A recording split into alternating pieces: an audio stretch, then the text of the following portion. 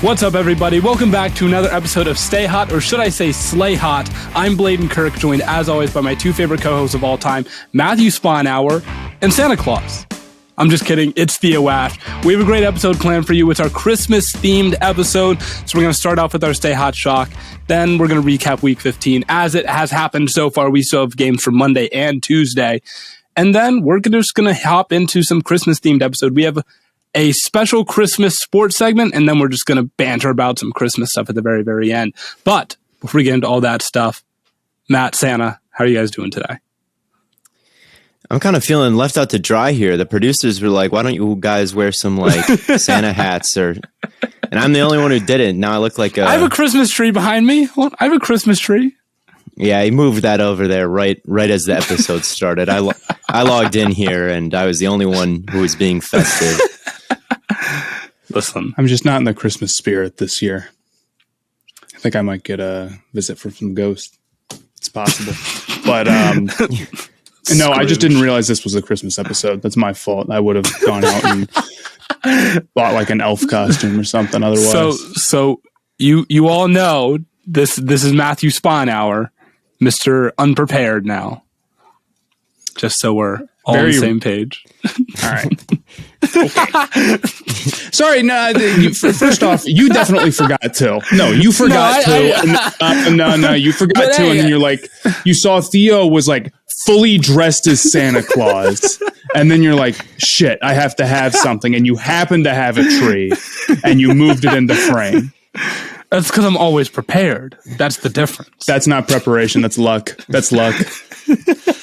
Mickey Mouse preparation. Well, before we get into the sports of this podcast, make sure you guys leave a rating on Spotify. That's their new feature that you can rate podcasts on Spotify. So make sure you leave us a 5-star rating on Spotify. Help grow this podcast. And if you haven't yet, make sure you follow @StayHotPod on TikTok. We did recap a lot of our trip in LA, which we just got back from. We recapped a lot of that on TikTok. So make sure you follow us there @StayHotPod for some more great content. But start things off with the Stay Hot Shock. I think it's pretty obvious. The Lions beat the Cardinals today. Everyone knows that we do our Stay Hot locks every single week. And every single week it feels like someone has to screw it up. And it was the Arizona Cardinals today. Yeah, and it reminds me a lot of what happened last year with the Cardinals. I mean, last year Kyler Murray got hurt about, halfway through the season, a little bit over. He came back and the team wasn't the same. The team was not the same. The offense was atrocious to watch. One of my least favorite film reviews of all time was the Cardinals offense after Kyler got hurt. Oh my God, it was tough. And this year, you've got Kyler Murray getting hurt. He comes back, and now they've lost 2 of their last 3. So it scares me a little bit to see him kind of 2 years in a row now get hurt and then drop off in the second half, because he does kind of play an exhausting brand of football and he is a little bit undersized. Is that going to be a consistent problem for him in his career? It kind of has been for Russell Wilson, who's similar. I was about to say Russell Wilson has a very similar problem. Yep. So that's one of the takeaways from this game here is like, is this going to be a problem for the Cardinals, not only this year, but in the next couple, maybe? Yeah, they definitely just don't look like a Super Bowl team right now. I'm worried about Kyler Murray health-wise, even more than maybe play style-wise. Part of the problem, obviously, is, seeing over the offensive line and what we talk about, hitting stuff over the middle is tough when you're shorter. But when you run the ball a lot and you are not that big, you have to be even more careful than normal to not get hit. And I think, especially with an exhausting brand of run around constantly football as one of the smaller players in the league, I think the trend that you could possibly see is not only, tailing off towards the end of the season, but getting hurt consistently. Yeah, and I think that it does have more to do with size than play style, because, running quarterbacks, I think one of the things people is like, oh, they'll just get hurt. And I don't think that's really all that true if you slide. Like Lamar Jackson does not take that many big hits ever. He doesn't. I know he's hurt right now. So maybe this is a bad time to say it, but he really has been quite healthy in his career. And Lamar getting hurt wasn't because he got like clobbered. Like that was the type of hit that like a Tom because that was like Tom Brady would get hurt like that too, just like someone grabbing your ankle wrong. So maybe it won't be a problem with Kyler going forward, but with his size, it concerns me just a little bit more. You know, if you have a big guy landing on you, yeah. And I agree. Running does not typically make you more likely to get hurt, but a lot of that depends on your running style, and extending plays for a long time and stuff like that sometimes can lead to bigger hits than normal. But I do agree. Just straight up rushing attempts does not make you necessarily more likely to get hurt. Yes. And I would say good shout out Lions and shout out their offensive line. I think their running back was Craig Reynolds. He had over 100 yards today. And, you know, no disrespect to Craig Reynolds whatsoever. Didn't he have like 80 yards last week? He had a pretty good game last week. Maybe he did. But I'm just saying, Craig Reynolds looked good. He had a spin move in the hole on Buda Baker that was pretty sick. All right. And there was one part where he kind of started off to his left and that wasn't there. And he looped all the way around the offensive line and picked up some yards, like cutting all the way across the field. He ran well, but the offensive, anytime you get maybe kind of a journeyman running back running really well, the offensive line plays a big part of it. And it did today for the Lions. They really shut down that Cardinals pass rush and opened big holes for them to run through. And that is the key of how the Lions get things done. Strong running game, keep Goff clean. If they want to win games, that has to happen. So anytime you see a good game from the Lions, it's probably a pretty safe bet that their offensive line played well. What do you do if you're the Lions this offseason? I think that's an interesting question. Like, how do you handle the Goff situation? They're going to still have a really high pick. You just go Hutchinson or whoever's there. I don't know if they'll end up with the first overall pick the way the Jaguars are trending right now. I feel like if I had a bet, but I think Hutchinson may still be there. I don't think that he's like this stone cold lock to go number one. So I don't know. There's no quarterback unless I watch Ritter, who I haven't seen a ton of, or Howell. Those are the two guys I have not seen a whole lot of. Unless I watch them and they are literally out of this world good, I don't take a quarterback at number two. And man, it's tough to sell running Goff. This is just a tough year to need a quarterback. There isn't the quarterback class. Just you don't have anybody who you feel really, really good about. You got a lot of guys who are like, maybe if I don't have to spend my number one pick on him and I can develop him and I don't need a quarterback, that's great. And with the trades, I mean, Wilson and Rodgers maybe get traded, but only to great teams who are teams that are quarterback away. Not to Detroit. Maybe Detroit still needs receivers too. Maybe you bring in someone like Tyler Huntley. He played great today. I would maybe look and ask about him. Maybe someone like, I mean, there's always Bridgewater, I guess. I don't know. Hope he's all right. I know he got carted off today. There's maybe Jameis Winston. I don't know if he might be a free agent after this. That would be a very, very big quarterback change as far as play style going from Jared Goff to Jameis Winston. I wonder if maybe their strategy. Go ahead. Go ahead. Oh, I wonder if maybe their strategy is like, okay, well, they don't have a guy I'd love in the first round, but they'll have a high second pick. Maybe they're saying, if a good developmental guy falls to us, we take him, we sit him behind Goff a year, we get some more receivers, we have a good offensive line, and then we roll them out. Yeah, Malik Willis or Carson Strong are guys who may be there in the second, third rounds. Willis is a guy I've been watching, and I have very, very, very, very, very mixed feelings on him. I mean, there are games I've seen of Willis where it's like, dude, if you put him in an NFL offense right now, it would be a unmitigated disaster. And then like he just played in a bowl game where he played pretty well. And there were some games in 2020 where he played pretty well, where I'm like, okay, maybe. Theo, anyway, we were sitting in a hotel room in Dallas and you were just like scream about how bad Malik Willis is. You're like, his game against I was watching his game against Louisiana Lafayette, and in that game he doesn't look like he can play. It was ridiculous. Anyway, I don't know. There are options, but none of them are great options, right? Like, there will be a guy at the top of the second round or even bottom of the first where I think they have a pick. There will be quarterbacks there, but Are they great quarterbacks? Probably not. Yeah, the hit rate on quarterbacks after like the top 10 gets pretty low at the end of the first, beginning of the second round. Usually that's not where you're finding a bunch of high level quarterbacks. So I don't know what they do, but I would love to. Jameis is probably the one you'd love to get, but if you're the Saints, I'd probably want to re-sign him because he played really well this year. Yeah, well, every other game I feel like has kind of gone how you would expect. The Bengals-Broncos game was pretty interesting. Teddy Bridgewater went down, and that was pretty hard to watch. Dude, that's happened 3 times this week. I know, it's been like ridiculous, brutal. I know it happened in the Jets game, and they wouldn't even show the replay of what happened. So I don't know if many people know about that. One of the Teddy Bridgewater might have. Teddy Bridgewater, also just has like a history of just terrible injuries. So hoping for the best with him. That game was interesting.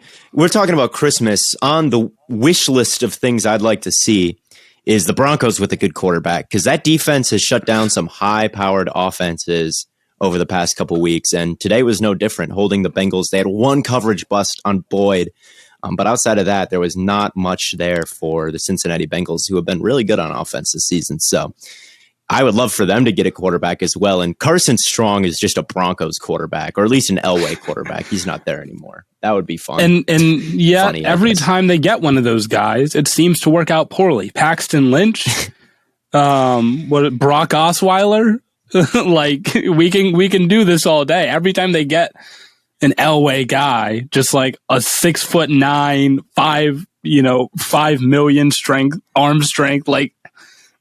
It just for whatever reason it just never works out. I don't know why. Well, it's because that's because they find these guys in like not the first round. They went with Simeon. Oh yeah, and Simeon was like a 7th round pick, and they were like, I think he's the dude. It's like okay, Paxton was like 5th round, I think. And that's one of my favorite NFL moments is them going with Simeon and Elway tweeting about him after he had a 300-yard game. Yes, that's our guy. Who knows what they'll do? But yeah, I don't know. Some other things I thought were interesting from this game. I mean, Huntley was kind of a revelation. Like, Huntley for the Ravens looked really, really sharp. Throwing the ball, he looked fast. Yeah, they did almost win. And I wonder if if this offseason he could maybe start for someone with the performance that he showed today, because he really stepped in. I don't think the Ravens win this game with Lamar Jackson. Like, I don't think, and that's not like Lamar Jackson slander. That's saying Huntley played like a really good game at quarterback, and Lamar would probably also play a really good game at quarterback, but would he like totally outclass what Huntley did today? This is not saying Huntley's better than Lamar. I'm just saying he played like really good today. You were gonna receive a lot of backlash for saying that. I hope you know.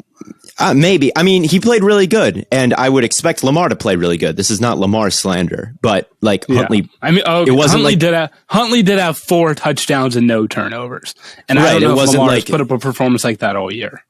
Yeah, and yes. So I'm not saying like Lamar is. I'm just saying the Ravens had really good quarterback play today, and I thought that was interesting. And Mark Andrews just killed. I mean, he was making sick catches after sick catch, and he's going to be an all-pro type of guy.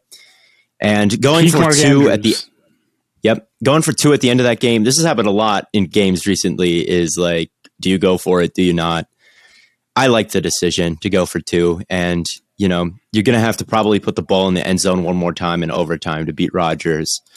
And you might as well do that from the 2-yard line than do it over a whole drive. So I thought that was a good idea, but I guess it just didn't work out. But they had him on the ropes, man. And Harbaugh's a great coach to get that out of his guys against the 1 seed. Yeah, no, Harbaugh is a really good coach. I think he kind of gets a little bit. You know who the Ravens hate those? They're what's his name? I can't even think of his name. I think he's their offensive coordinator. Oh, yes. They do not like... Greg Roman. Yes, they don't like Greg Roman. They hate him. They hate him so much. And but he's been there. Hasn't he been there like the whole time? Yeah, he's been there for a while, and honestly, I get it a little bit. The spacing for their wide receivers is not great a lot of the time. That's true. It's not great, and there were times in 2020 last year when their play calls were getting like shouted out by the defense.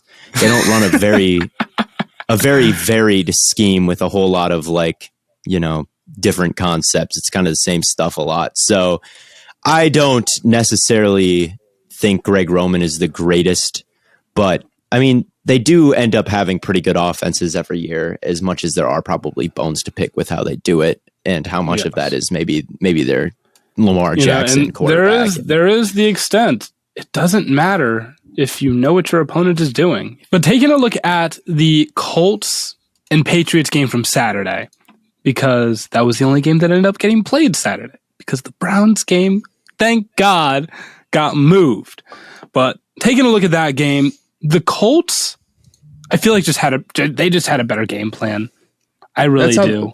The Patriots let the Colts play how they wanted to play, and they let them do it the whole game. It was uncharacteristic of Belichick to let them do that. Honestly, I mean, you saw they did. If the Colts can help it, they will have Carson Wentz throw as little as possible. Yes, I don't care what Frank Reich says about, I'll adjust the dial as the game goes. He wants to give Jonathan Taylor the football 5 million times. And he's right for it. Good.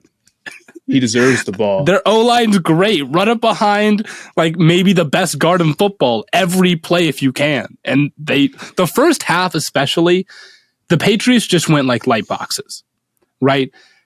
And they never changed. They never changed the entire first half, and the Colts just ran the ball. And I'm like, at some point, you have to do something different. And they just never did. I didn't get to watch the second half. So I don't know because they did come back, so I don't know what adjustments were made then. So you think Mac Jones played the worst game of the year? No, actually, I don't think Mac Jones played all that bad. There were a lot of plays that I felt like came down to the receivers. Like there was that blocked punt that was returned for a touchdown, but on the third down play before that, Jacoby Myers dropped a perfectly thrown fade route. There was the interception that was not great by Mac Jones in the first half in the red zone, and then there was a high pass, I think, to Jonnu Smith. But like for the most part, I thought he played a fine game. I didn't think he. The problem was that the Colts did a really good job defensively taking away their short stuff, their run game, and the Patriots were forced to take these shots downfield, and they just didn't convert on them when they needed to. And that was what cost them the game in my mind. Shout out Darius Leonard, a guy I was kind of low on this offseason because of his coverage skills or lack of one. He's been phenomenal this season, and the amount of turnovers he's created has canceled out any of the struggles he may have in that area. So I know Colts fans would like me to hear. They would like to hear me say this. Darius Leonard, Yes. Having a Pro Bowl, maybe even all Pro caliber season at middle linebacker. He's been great in all facets, like run stopping, getting after the quarterback and cover. Like he's been all over the place. He's been phenomenal. He has been. I think the big question with the Colts is, Theo, you were talking about this a little bit earlier. Can they make a run in the AFC? Not are they the favorites? They're not. But do they have the pieces to make a run? And I have mixed feelings about this. I think the Colts are a great running team. Like they can run on anybody from what it seems like. They didn't run a ton, but they did run decently against the Bucs when they actually did it. Yes. And if there was one team where you're like, this guy will be able to stop them, especially if he knows what they're doing, it'd be the Patriots, and they didn't. So I do feel strongly about their offense, or at least their running game. But the problem is, I mean, if I watched the back half of that game, I don't trust Carson Wentz to be good for that long of a stretch. Like he's high and low, and we've talked about this before with other quarterbacks, where it's like if you're high and low, the odds of you can't go low in the playoffs. You'll lose and your season's over. And if you get in a tight game against a team that can score at will, like the Chiefs or something, and you have to keep up with the pace. And all of a sudden, if you get down a score and it's getting a little bit later in the game and you need to throw, you're rolling the dice big time with Carson Wentz.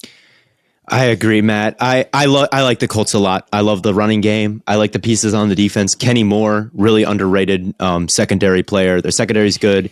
You've got Kwity Paye, who's having a decent rookie season, and Buckner. They can rush the passer. They can create turnovers with Darius Leonard and all their other guys. They've got a good defense. They've got a good rushing game. And at times, I mean, you look at the Bucs game, they abandoned the running game.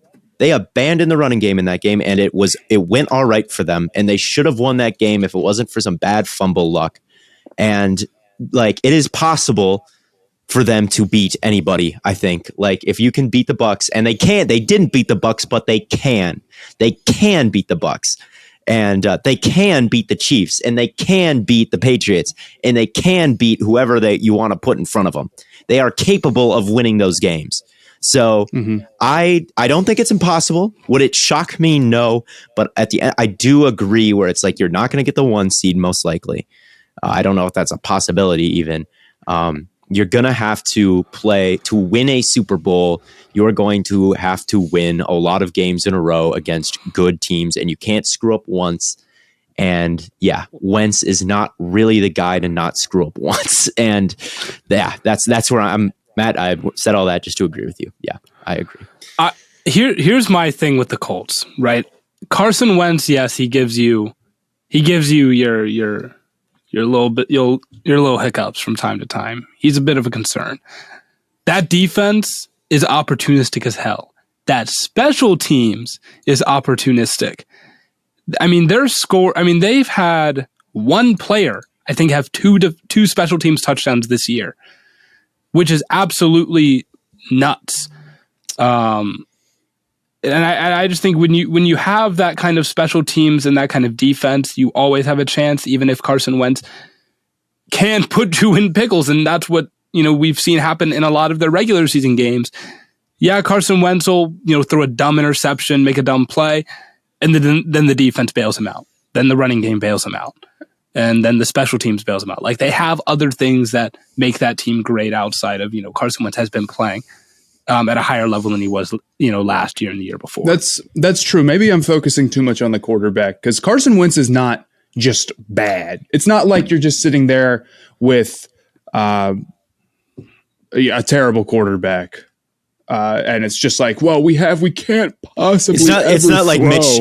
It's not like Mitch Trubisky on the Bears last exactly. year. But honestly, so I'm looking at it now with the current seeding, which will probably not stand because I'm leaning that they might win the division at this point. Yes. They're the 5th seed. Would you take them over the Bengals right now? Yes. I think I would. Yeah. Would you take them over their next game? I believe would be against the 3 or the 6 would be the Chargers or the Titans. Would you take them over those teams right now? The Titans, absolutely. The Chargers, probably. I might because I don't know if the Chargers could stop that run game. Although the Chargers' run defense has been a little bit better recently. Yeah, Jerry Tillery had like an all-pro performance against the Chiefs. But you see the path if they were to play a Chargers team there. So, like, if they end up playing, I know they just beat the Patriots, but if they end up having to play Patriots, maybe even Bills and Chiefs, if they've got the more of those teams that really are going to give them a challenge, I wouldn't want to play Bill Belichick a second time. I really would not want to play Bill Belichick a second time. Yeah, that would probably not go well. But they crushed the Bills. They beat the Patriots, and I think they've got a shot. We got a Chargers team that's not even that good. Put up like 200. They're not good at rushing. Not good at running. Yeah. They're not that good at running the football usually, or at least not as good as the Colts. Put up 200 rushing yards against the Chiefs, so they could beat the Chiefs as well. So yeah, they're the Super Bowl favorites. Yes, they are. I'm talking myself into this. I could totally see it. I totally can see it. You don't throw if you don't have to throw. A lot of these teams are just totally not going to be able to handle an elite offensive line, elite running back. And they're getting hot at the right time. Here's my favorite part about the Colts. all else fails, when they got into the red zone the first time, when they scored their first touchdown against the Patriots, they had been running the rock against these light boxes. Then all of a sudden, Bill goes heavy inside the 10. And they just run this trick play with Nyheim Hines. And it's like there is no length that they can't go through to score. They have so many different options offensively. Yeah, they're good. And how are we feeling about Jonathan Taylor MVP? I say that, and the emotion that is associated is people. It's an open question. Okay. I thought you were like going to say something about like what you saw on Twitter or something. No, I think it would be a lot of fun. Jonathan Taylor is not the most valuable player because he's a running back. But we've talked about this before. The most valuable player award stinks because it can only go to one position, and that's stupid. That's a dumb way to have. This is the only league that I can think of that just has a number one player award, which is what it's supposed to be. It's supposed to be the number one player and the guy who has like the best season or one of the best seasons. But for whatever reason, the wording of MVP limits it to only quarterbacks. And that's just so lame. I don't want to see the quarterback with the best counting stats win it again. And it's like, yes, that guy probably is the most valuable player, but did they actually have the best season? I don't know. It's sad. So I'm all for Jonathan Taylor on the basis of it should be most outstanding player, and you should just take that into account and vote for him anyway, instead of the basis that Jonathan Taylor actually is the most valuable player, although he's not valuable because he is. He is incredibly valuable. I know, Theo, you want to talk about his 67-yard game-sealing touchdown run. The Patriots went a light box on that play too, but they actually had him. They had him dead in his tracks, and he scored anyway. Yeah, there were two people in the gap, and I'm not sure if they were in a light box on that play. I've got to pull it up. It looked to me like they were in a 3-4, and they brought down the outside backers. Oh, God. No, they were not in a light box, Bladen. They were in about as heavy a box as you can get in. But I'm going to ignore that, and they had two people in the gap that they ran. Like, there were two guys in that hole, and he just, like, got skinny and didn't lose any speed as he, like, shifted his body, like, almost vertically to just squeeze through this little gap. And then the whole time, J.C. Jackson, like, I'm like, oh, he's going to get him. He's going to catch him. He's going to catch him. Because that's just, when you run with the football in your hand, you get slower. Like, if you were to give, that's just how, if you were to give like Olympic athletes a football to hold, the times would get slower. You just run slower with a football in your hand. And J.C. Jackson's not slow. Like, he's not like this like Tease Tabor slow corner. And he just never caught him. He had a good solid angle. It looked like the whole time, like you see quarterbacks, like it looked the whole time like the cornerback was going to catch up with him. And Jonathan Taylor and he just hit pulled away 23 miles an hour on that play. The fastest that's gotta of be, any. I was about to say that's got to be the fastest ball carrier speed of the season. The fastest ball carrier speed of the season, and to win the game, they got like crazy. One of the best plays of the season for any running back and really any player. That's to get that fast impressive. In crunch time. I was about to say that's impressive, not just because it's incredibly fast, but usually when you see those like top speeds. First quarter, second quarter, it late in the fourth quarter. Right. Yeah. You're gassed at that point. And it just, that's absurd. And I've done a complete 180 on the whole running backs aren't valuable thing. And the terms of, it's lame to say shut up. Oh, running, they're cool. They're the coolest position in my opinion. A great run trumps almost every other play. Doing something like that is so sick. Oh, they're the least valuable. Yeah. Enjoy the sport. As someone who has gotten to watch Nick Chubb over the past couple of years, it's really hard to like go watch a bad running back and then tell me that Jonathan Taylor has no value. I can't buy that. I would agree, and I would still agree that they're probably the least valuable player. But when a couple years ago, the Packers drafted A.J. Dillon when they had Aaron Jones, and I was pissed. I am no longer pissed because A.J. Dillon's a really good running back. And if if they draft a really good player, I am okay with it, even if it's a running back. You know what's less valuable than a good running back? A bad player. Yes. There's nothing like a good running back is still a good running back, I guess that's fair. You're right. And also just positional value conversations in general are like, what are you supposed to do? Just not spend any resources? Like, is every team like not supposed to like, it's just kind of a useless debate. Like if they're good, they're good. I don't know. It's a little bit silly to me to be like, oh, never pay linebackers, never pay running back. It's like, what if every team in football built around that strategy? Like the supply and demand would shift and then it would all change. All the analytics would change where it's like, oh, actually now things have shifted. I don't know, but it's a silly debate to me.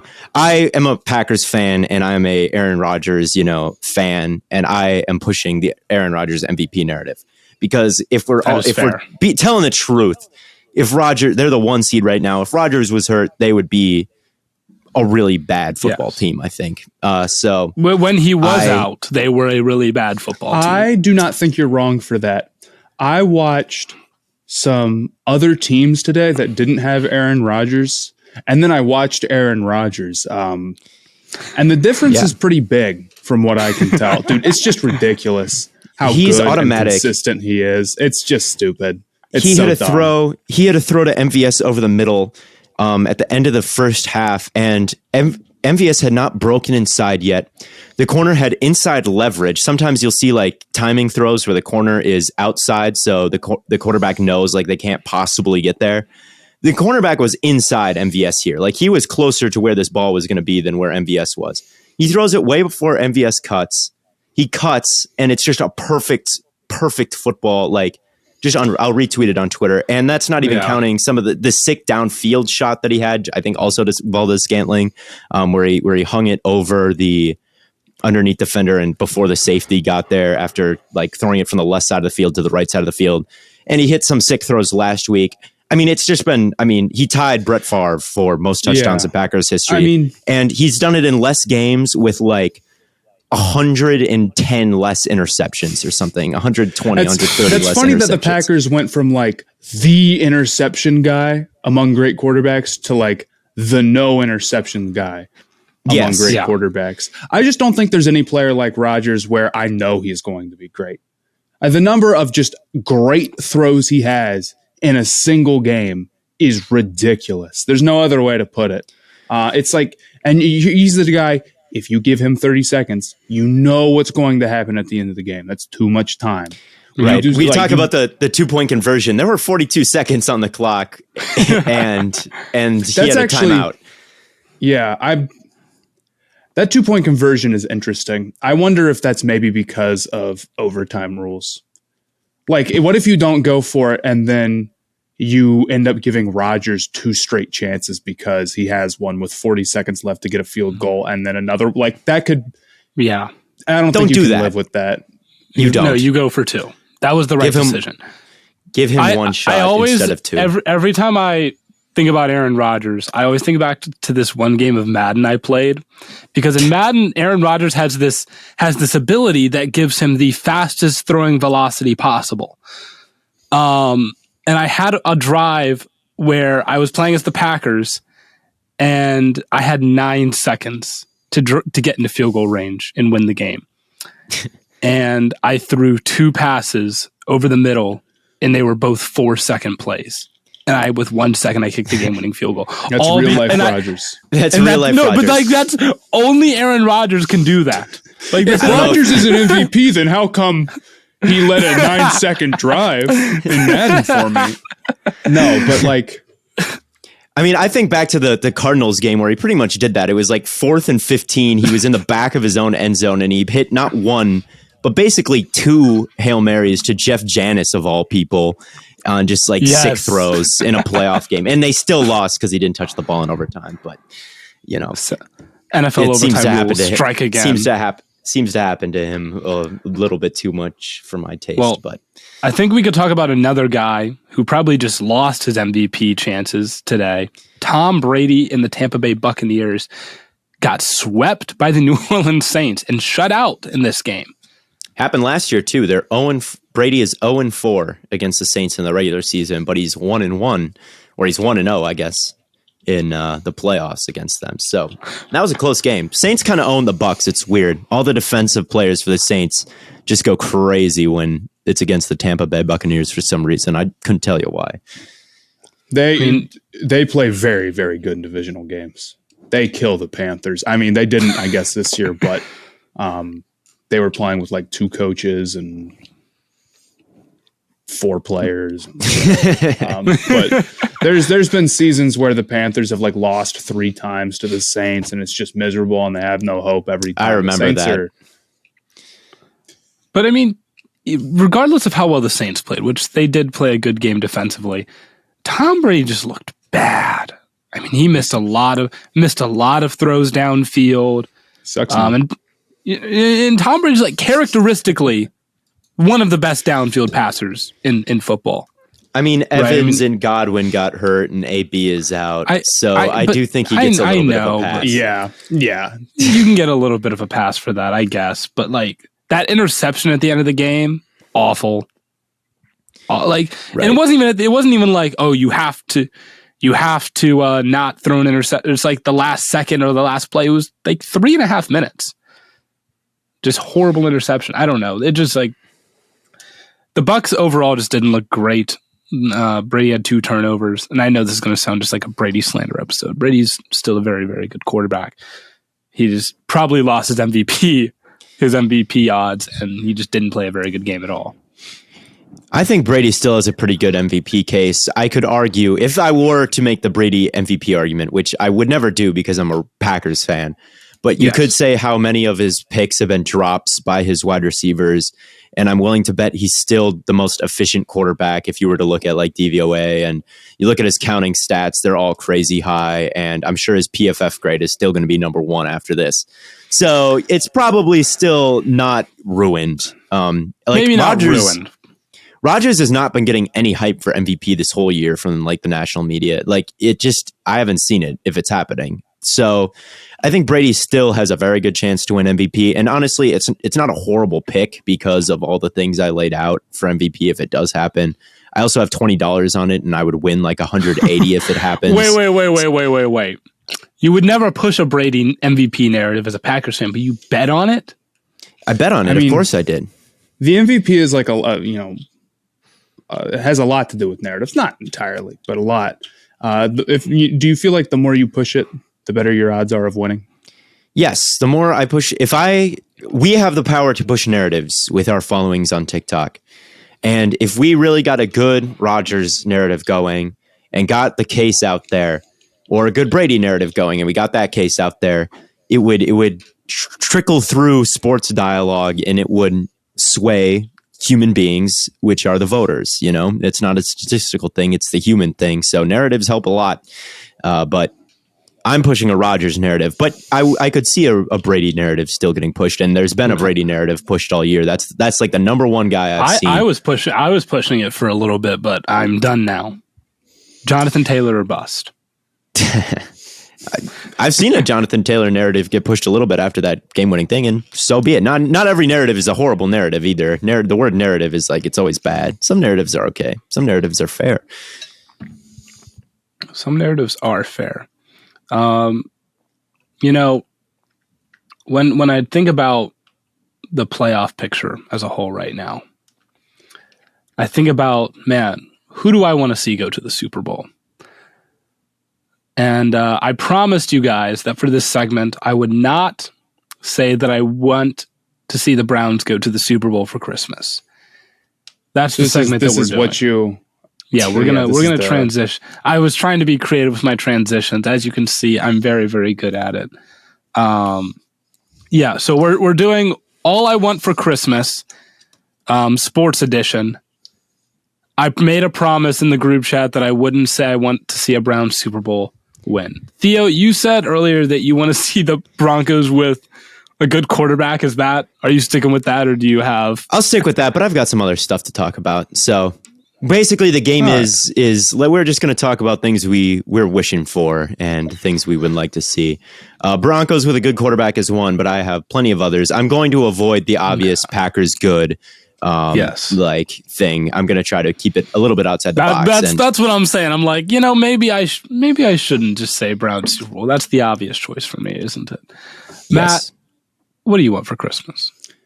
Well, I have a few things. The thing I was going to say was a non-quarterback MVP. But I won't do that because we've already talked about it.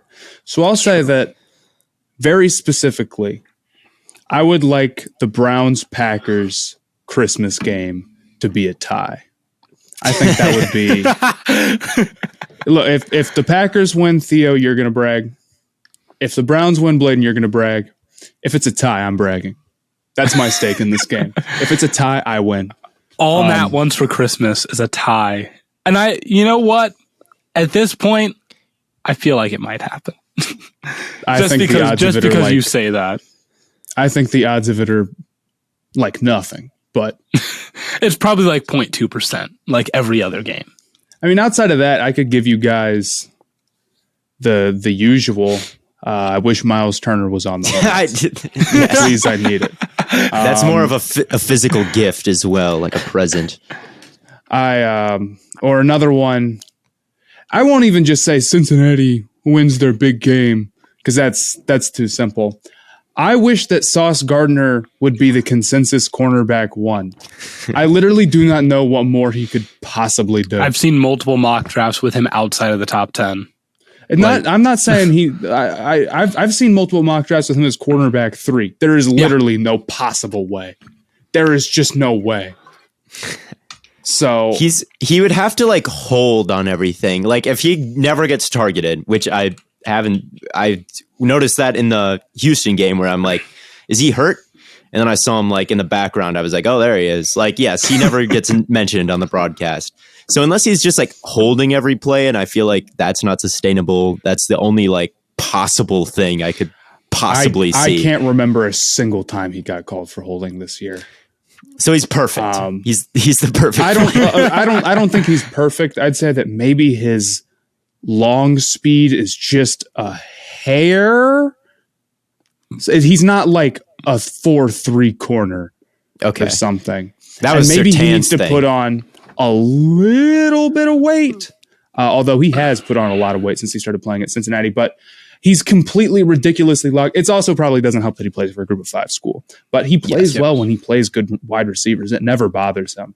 And his run support's great. So my Christmas wish would be that even if Cincinnati loses, Gardner plays a good game and limits Jameson Williams and people come to their senses. He will. I have faith. I'm afraid that maybe with the long speed, Williams might get him on one. Yeah, that was Surtain's big problem, and Surtain's been awesome as a rookie. I was about to say that has not hindered Patrick Surtain even a little bit. We're all big Patrick Surtain fans here. Bladen, outside of the Browns, what is your big wish? So I have 2. One does involve the Browns, but it's not that they go to the Super Bowl. It's that Derek Carr is in a Cleveland Browns uniform next year. Let's breeze right past this because we talked about it for hours. We've talked about this before. My second one is that the Patriots beat the Buccaneers in the Super Bowl. That would be funny. That'd be that is the most cyclical, perfect ending to Bill Belichick's career. And then I hope everyone retires. Everyone retires. Belichick gone. Brady gone. Like Arians, Antonio Brown, everyone. Antonio Brown. The whole era of Brady and Manning and Bree, like that whole like 2010s. If Brady beats Belichick, that can just end, and we can get into like the new era with like Mahomes and everything. Like if that happens, we just stick a fork in the old era. Everyone retires. Rodgers, I'm sorry. You're retired too. Everyone over the age he's probably got the best odds to actually retire, if any of them. Yeah, he probably does, honestly. I don't know what I want to see. What do you guys actually want for Christmas? A camera. Like my camera. I remember things? my bird pictures that got slandered on eBird, and they got like 3 stars, even though they were good pictures. I can't take any this year because my camera broke. So I would like a new camera I could take. I may have gone on there and given them a bad rating. I don't remember if I actually did it or not. But I may have kind of given I like looked at I like spent, and it was not easy to find. Matt. I do remember finding one, but I don't know if I actually did. Friend Matt. No. Well, it doesn't matter if you did because I really have not checked them since then because my camera's been broken. So I haven't even seen your bad reviews. The ones I was mad at happened before you gave them a bad review, if you did. Okay. My football wishes, though, if you're just going to skip me and change the subject. Oh, shoot. Look, forgive me. We're talking about how the Colts could make a run deep into the AFC. The Chiefs are there again. How boring is that? The Patriots could be there again. How boring is that? I want to see Lamar Jackson come back and play really well. Yes. And play really good in the playoffs and have a Ravens Super Bowl. I don't care if they win because the Packers should win, but I want Lamar to come back. He's struggled recently. I want him to turn it around. I want him to be playing elite football in the playoffs, and I would like to see the Ravens make a run, and I want to see Bateman thrive, and maybe J.K. Dobbins. No, I'm just kidding. But yeah, I want J.K. Dobbins. J.K. Dobbins had J.K. Dobbins come back 100% on my list. We all love J.K. Dobbins here. And I want Derrick Henry to come back too. And I want the Titans to have Derrick Henry and A.J. Brown and Julio back. And I want them to be fully operational if they're going to make the playoffs. And I want the AFC playoffs to not be a total disaster class with a bunch of bad teams and just a mess. I want the Ravens to look great. And I want the Titans to be fully operational. And I want, I don't know, the Chiefs to maybe lose and not make it again. Sorry, Chiefs fans. I will say this. If I can't get Patriots Bucs and the Patriots beat the Bucs, I want Dallas and Indianapolis. Dallas and Indianapolis. I think that would be a fun Super Bowl. I think that would be a ton of fun. I think that's the most possible outside the box Super Bowl. That's the most possible crazy matchup that could happen. And I'd be down to see it. Let's get nuts. Let's get nuts. The NFL's been weird this year. I mean, why not? Now, can I ask Bladen what you actually want for Christmas? What I actually want for Christmas? Yeah. Well, I kind of already bought what I wanted for Christmas. My new guitar. That was kind of the only thing I really wanted. Want anything? I mean, some clothes would be nice. Maybe some new shoes. A new belt. I'm trying to get snazzy, I'm trying to get snazzy. I like to dress nice. You want lemon boy? You want Do I want lemon? Oh, do you want lemon boy? Back at school, I have a fake lemon plant. I should have brought it home. Lemon boy, you have a fake lemon plant because you're lemon boy. That is Matt. What do you want for Christmas? Socks. Seriously, I run through socks like crazy. I noticed one of those, how you get those big holes in your socks, on your heel or on your. That doesn't You've happen never had a hole in a sock. Doesn't happen. You're the least relatable person ever. Great. I wore through a sock in a month. I have no idea how I did it. Maybe I'm just stomping around everywhere. So I'd love some socks. Maybe you sleepwalk. My mom and dad listen to this. Mom, Dad, I need some more socks. I'm running out and I won't buy more myself. Maybe you sleepwalk and run around and barefoot or in socks and you drag your feet over gravel. I do suicides in my sleep. You just got to get ready for the Lions, Whenever they, yes. whenever he finally decides to step onto the field, he'll be ready. He will be ready. Yes, Christmas is the best holiday, and it's, in my eyes, it's not really that close. And I know you guys talk about it being a little bit too much with all the ads, and the season is long, and there's a lot of traveling and a lot of dealing with family members. I get it. It is still the best one, and at the end of the day, it's like a whole month where everyone is having a good. I guess not everyone having a good time, but and not everyone celebrates Christmas, of course. But yes, Christmas is good. This is what I'm saying. Christmas is the best holiday. I agree, but never count out Thanksgiving, because Thanksgiving is Christmas without the capitalist propaganda. Thanksgiving, there's a little bit of there is a little bit of capitalist propaganda, but not nearly as much. The Black Friday holiday. Black Friday is the day after. Black Friday is separate from Thanksgiving. No. That's It's like not saying, anymore. That's like saying New Year's is part of Christmas. It's not. It's not like saying that, dude. Black Friday happens after It has been. If you're saying capitalist propaganda for Christmas, you got to say it for Thanksgiving because those Black Friday deals are open. I mean, at of all the propaganda, though, Black Friday probably the best. They are good deals. Like they are good deals. Great deals. They are good deals. But I don't disagree. I think Thanksgiving and Christmas are like essentially the same thing. Yes. I disagree. I they're disagree. essentially the same thing. There's no tree. The things that I really love about Thanksgiving and the things that are almost all there for Christmas. I like Thanksgiving because it's a little bit more football focused. You like watching the sports is one of that, which you can obviously watch sports. But that is a hallmark of Thanksgiving. You just sit down. I also want to be different football. and special, so I pick Thanksgiving instead of Christmas. Yeah, because there I'm not we lame go. And boring and mainstream. Look at you, Radiohead poster, Eternal Sunshine of the Spotless Mind fan. I like cool things, and that makes me great. Thanksgiving's cool. Christmas is the best holiday, though. But I think Thanksgiving is a very, very close second. No, Theo, you can think whatever you Thanksgiving's want. still the best in my book.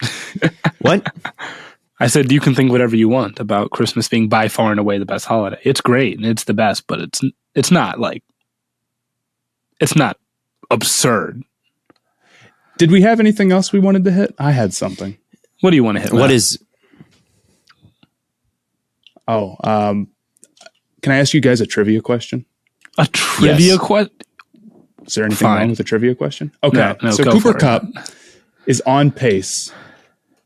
He hasn't played his game yet this week, but before this week, he was on pace to be a triple crown winner in receiving, meaning that he finishes the season with the most receptions, receiving yards, and receiving touchdowns. So I looked it up, and this has only happened 3 times since 1970. Can you guys name the 3 players that have won it? They've all only done it one time. Are they 3 different players? They are 3 different players. Okay. And you know all of them. It's not like I'm going to pull. I was looking at it and there's some guy from like 1932 who had 20 catches. Okay. Got it. Can you give Jerry us Rice like, is. I was about to say Is Jerry Rice is probably one of Jerry Rice is one. them. Okay. Is Michael Irvin one of them? He is not. Okay. I feel Someone who gets a lot of questions is Randy Moss one of maybe? them. Randy Moss never led the league in receiving yards in his entire career, I'm pretty sure. Really? Interesting. So no Michael Irvin. I don't Maybe need to just like Theo. T.O. I think he came close one time, but no.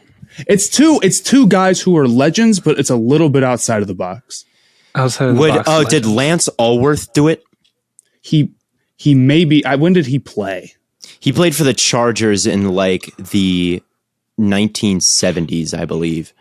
He may have done it, but if he did, he's not one of the answers. Okay. Did Steve Largent do it? I was about to say Steve Largent. I think maybe. for sure, but it was in the 60s. But he did it like 4 times. Steve Largent. Okay. So one more. So I'm getting There's the right 2 more. answers. They're just there's 2 more. they're just not. Yeah. Oh, there's not modern NFL guys. Okay. Yeah. Did Michael shoot? Did Michael Thomas do it a couple No, he didn't. years ago? Okay. So it's tough to get. So it's not anyone from the 2000s. They are not then. currently in the league, till. They're not currently in the league. Yeah. What did Larry Fitzgerald? No, No. Larry Fitzgerald didn't do it. All right. Yeah, just I don't mean to make this the whole time. Both of these guys play for one of our favorite teams. Not the same team. Did Sterling Gordon? Sharp do it? Sterling Sharp did do it. Yeah, okay. I almost said him too. I should have said Sterling that earlier. Sharp, I thought the name crossed my mind. wasn't Josh Gordon, was it? No, it wasn't Josh. Was Gordon. it Steve Smith in 2004? It was Steve Smith in 2005. Yes. 2005. Okay. All right. Well, it was clearly not going to be any Browns guys because they haven't had any wide receivers who are like that. Josh Gordon had a shot. He did have a very The problem is that you have to score touchdowns, and those Browns teams weren't doing that. So I thought that was an interesting stat because it's like not the guys that you would expect, and you wouldn't expect that to be as hard to win as it is. You'd figure more guys like the guy with the most catches or the guy with the most yards would naturally have the most catches and touchdowns, or it'd be significantly more likely. And Cooper Kupp is on pace for that. He's having Cooper a great Kupp year. is interesting because we talk about Jonathan Taylor being an MVP, but we don't talk about it for Cooper Kupp, even though he's on pace for just a ridiculous season. I've talked about it a little bit. Gun to your head. On Twitter every now. How about this for just a normal question? Then we'll wrap it up. Gun to your head. Offensive Player of the Year: Kupp or Taylor? Kupp. I'm giving it to Kupp. If he completes the Triple Crown, it's really hard not to give it to him, unfortunately. But it's I at the same time I can't quite push the MVP narrative the same way I can for Taylor. So I'll say give one of them Offensive Player of the Year, the other one MVP. Don't give it to a quarterback no matter how good they are. Ban them from the award this year. Ban them from the award. I don't hate that. That would be funny. That would be funny. That's how it should be. If Kupp completes the Triple Crown, it would be pretty difficult to turn him down. So I might lean him at this current moment, even though I still don't think he's a top 10 wide receiver, but he's having a top 1 season at wide receiver. Yeah, he's having the best receiving season. It's not based on skill set, or really, I don't think you really should put all that much context into it. It's just like, are you having the best season? Yes or no? Yes, it is. Yes, and the answer is yes. But I'm pretty sure that wraps things up for us. As always, tons and tons of content coming your way on all platforms. This is our Christmas episode, which means we will not release an episode on Friday. So we will be off until next Monday will be our next episode. And we'll recap, the Christmas games. Hopefully the Browns and Packers game does not ruin my Christmas. And then, as always, tons and tons of content coming your way, all platforms, TikTok, Twitter, etc. And from Corn Boy, Gambling Addiction Boy, and Lemon Boy, here are the Stay Hot shout-outs, and we'll catch you on the flippity flop. Well, this is next from Charlotte, North Carolina. And another day, another Panthers loss. This team's just pitiful. Matt Rule does not deserve a job, but he's going to keep his job because this team is just in shambles. Absolute shambles with the place kicker out today. It's painful to watch, and will be a painful rest of the season and maybe in the next couple of years. This is Brayden from California. I'm a Chargers fan. I can't believe I chose this much of a poverty franchise. There's 3 men. There's 3 people around Travis Kelce. 3 people. I'm Will. I'm a Chargers fan from Virginia. That was the worst fucking game I've ever seen, coached by Brandon Staley. You have the best kicker we've had in fucking years, and you don't kick it with 4 chances, bro. I want to see Jared Cook off the team. I want to see Josh Kelly off the team. Use Dustin Hopkins. We kick one of those field goals, we win the fucking game, bro. I'm livid.